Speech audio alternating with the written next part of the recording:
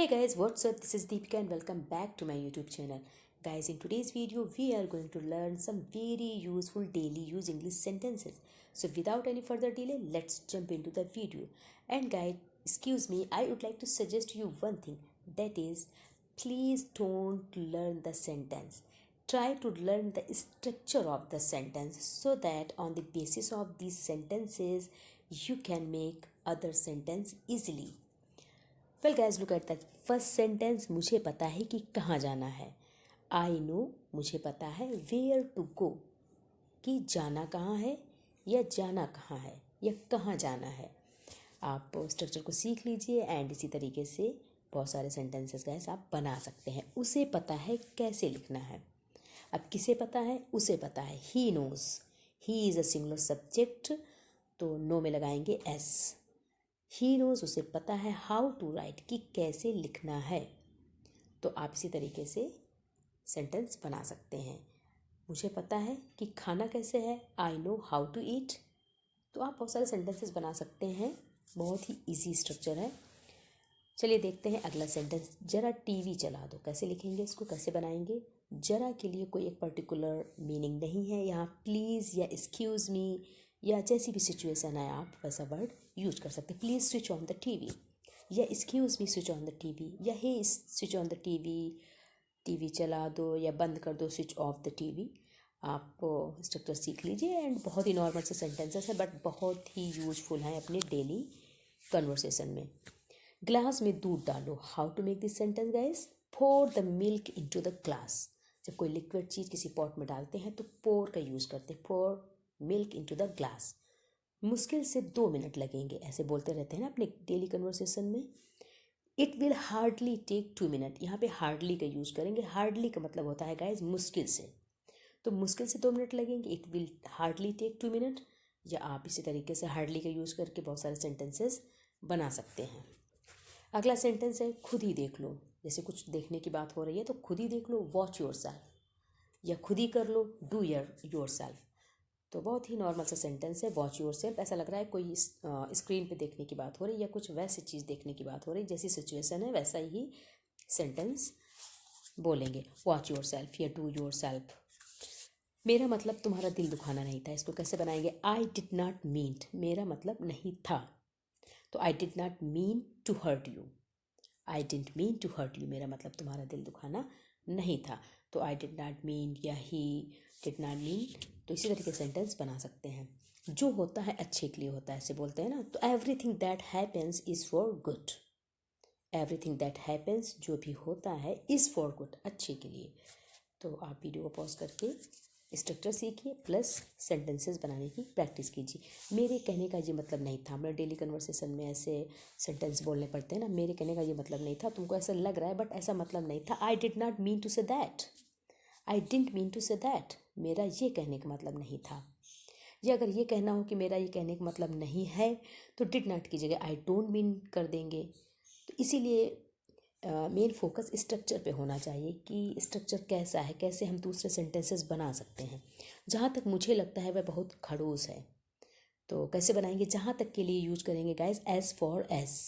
As far as जहाँ तक. I think, मुझे लगता है. She is very bastard. Bastard का मतलब होता है खड़ूस या बहुत ही बोझिल या बकवास.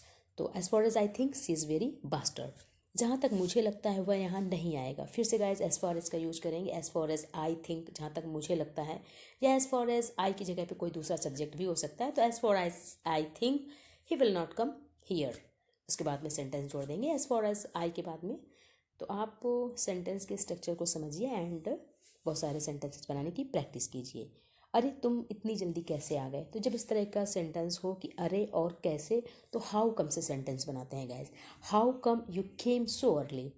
हाउ कम, अरे कैसे, यू केम सो अर्ली, तुम इतनी जल्दी कैसे आ गए. तो हाउ कम का यूज़ करके आप एक दो सेंटेंस बनाइए. Well guys look at the next sentence. अरे तुम इतनी जल्दी सब कैसे भूल गए? ऐसे बोलते हैं ना कि अभी तो लर्न कराया था, इतनी जल्दी सब कैसे भूल गए. सो हाउ कम का फिर से यूज़ करेंगे. How come you forgot everything so quickly. How come, इतनी जल्दी. अरे इतनी जल्दी. अरे कैसे, how come you forgot. Forget का सेकेंड फॉर्म लगाया, फॉरगॉट. यू फॉरगॉट एवरीथिंग, सब कुछ, so quickly. How come you forgot everything so quickly. तुम इतनी जल्दी सब कुछ कैसे भूल गए. मैंने तुम्हारा मोबाइल छुआ तक नहीं है। जब गाइस सेंटेंस में तक की बात आ जाए कि ऐसा किया तक नहीं है तो इवन का यूज करेंगे। आई did not even touch your mobile. तुम देखने की बात करते हो, आई did not even touch your mobile, तो इवन का यूज करके आप एक सेंटेंस बनाइए। तो I did not even touch your mobile, मैंने तुम्हारा मोबाइल छुआ तक नहीं है। मैं तुमसे बात तक नहीं करना चाहती हूँ, यहाँ भी तक का यूज़ किया, यहाँ भी इवन का यूज़ करेंगे, बट ये हमारा प्रेजेंट इंडेफिनिट का सेंटेंस है। तो I don't even want to talk to you. I don't even want to talk to you, मैं तुमसे बात तक नहीं करना चाहती हूँ। तुम्हारे मुंह कौन लगना चाहता है, ऐसे बोलते हैं ना डेली कन्वर्सेशन में, तुम्हारे मुंह कौन लगना चाहता है। हु वॉन्ट्स, कौन की बात हो रही है ना, तो who wants to argue with you. तो गाइस इस तरह के सेंटेंस हमें डेली कन्वर्सेशन में यूज करने पड़ते हैं, बोलने पड़ते हैं। तो तुम्हारे मुंह कौन लगना चाहता, who wants to argue with you. तो आप इसी तरीके से प्रैक्टिस करते रहिए guys. And look at the next sentence, मुझे अंग्रेजी बोलने का शौक है। तो मेन जो स्ट्रक्चर है वो है शौक। शौक का मतलब है फॉन्ड ऑफ। फॉन्ड ऑफ का मतलब होता है किसी चीज़ का शौक होना। तो आई एम फॉन्ड ऑफ, मुझे शौक है कहे का स्पीकिंग। जो भी वर्ब आएगी उसमें आईएनजी लगेगी। बोलने का शौक है तो स्पीक में आईएनजी लगा देंगे। तो I am fond of speaking English. ऐसे बोल सकते हैं कि मुझे खाना बनाने का शौक है, तो I am fond of cooking food. तो आप स्ट्रक्चर सीखिए, फाउंड ऑफ से बहुत सारे सेंटेंसेस बना सकते हैं। शायद मैंने तुम्हें कहीं ना कहीं देखा है, तो इसमें शायद के लिए यूज करेंगे परहैप्स। परहैप्स का मतलब होता है शायद। I have seen you, present perfect का sentence, I have seen you, मैंने तुम्हें देखा है, मैं तुम्हें देख चुकी हूँ। कहाँ, समवेयर और दी अदर, कहीं ना कहीं, मतलब कहीं ना कहीं तो देखा है, कहीं ना कहीं देख चुकी हूँ। तो मेन जो स्ट्रक्चर है उसको समझते हैं। परहैप्स शायद, आई हैव सीन यू मैं तुम्हें देख चुकी हूँ या मैंने देखा है। समवेयर और दी अदर का मतलब होता है कहीं ना कहीं।